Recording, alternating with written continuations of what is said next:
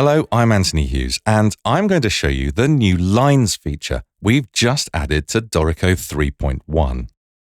There's a new panel in write mode full of horizontal and vertical lines.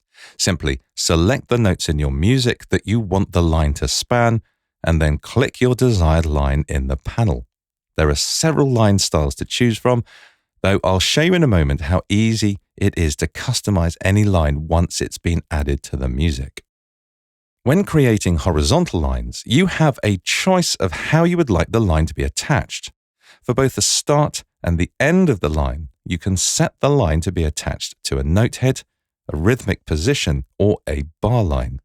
It's important that you do this before creating the line, as it can't be changed later on. Let's set the attachment for both ends to be rhythmic position, and select these notes in the music. Choosing a line in the panel creates the line spanning the selected region. It's the same process for attaching to bar lines.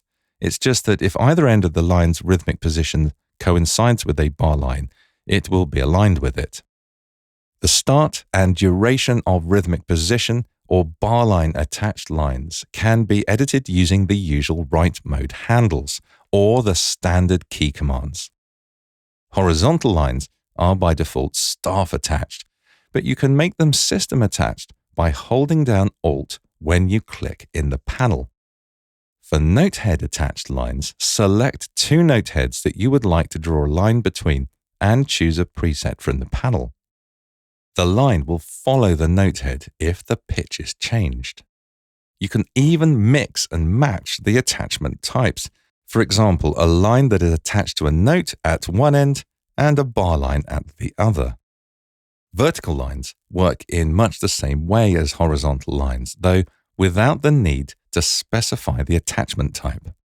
There are numerous properties available for lines, including being able to reposition horizontal lines on the other side of the staff, or even inside the staff if that's what you need.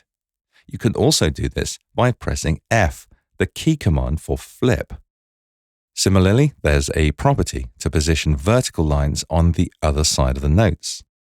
You can add text to lines, choose how to position it, and change its appearance using the horizontal or vertical line font style. Use the line body style and start and end caps properties to change the appearance of the line to what you need. By default, vertical lines span whole chords in the voice they are attached to. If you only want to show the line for some notes in a chord, then open the Properties panel and modify the top or bottom position controls.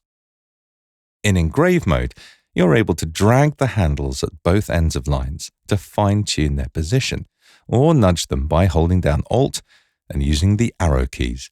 Hold down Control, that's Command on Mac, to move in larger amounts.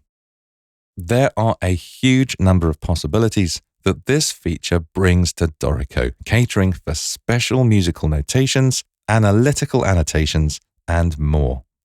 I hope this has been useful. Please like the video if it has, and let me know what you think in the comments below. Do subscribe to the Dorico YouTube channel right now in order to see more videos like this. I'm Anthony Hughes. Thanks for watching.